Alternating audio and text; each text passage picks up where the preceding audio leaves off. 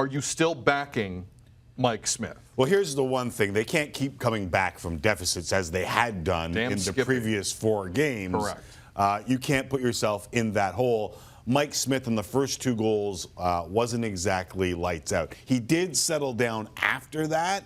Listen, my backing of Mike Smith isn't exactly that Mike Smith is the goaltender he once was. My backing of Mike Smith is if the Calgary Flames want to be good, Mike Smith has to be good.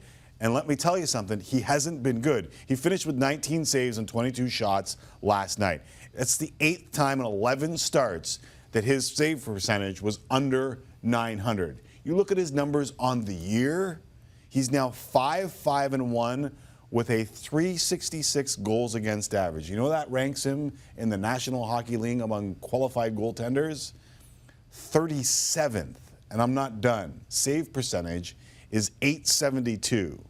That's 43rd. .872. Or last among those who have played more than 4 games. He's like a Bills quarterback. This is not. Nathan Peterman looks at those numbers and goes, ouch. That's the kind of ranking we're looking at there. I just think if the Flames are going to be good this year, he's got to be really good. And that's not even close to good. That's not even close to average.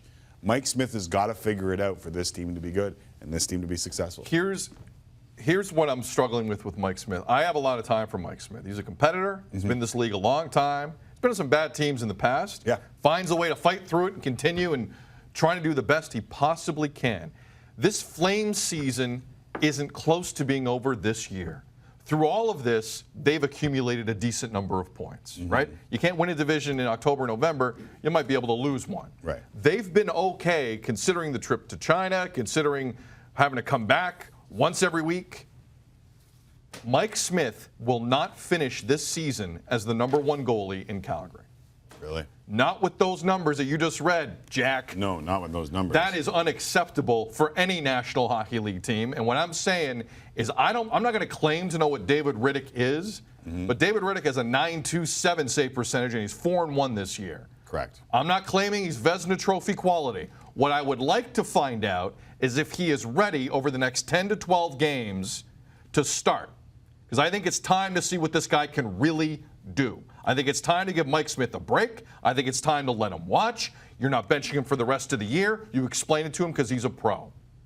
But this organization is in a spot where there's still a lot to play for here. They haven't flushed away anything. The goaltending has to be better. And it's a tough league, and it's an unforgiving league.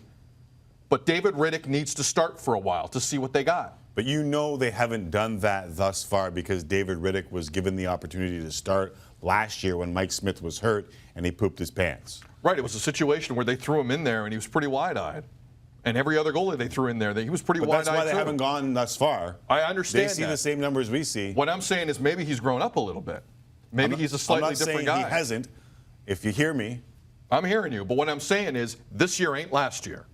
This year, Mike Smith has lost it.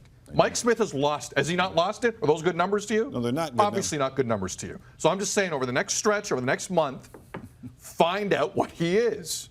Because there's a lot to play for here. You left out the part that David Rittich got in there last year and pooped his pants. Right.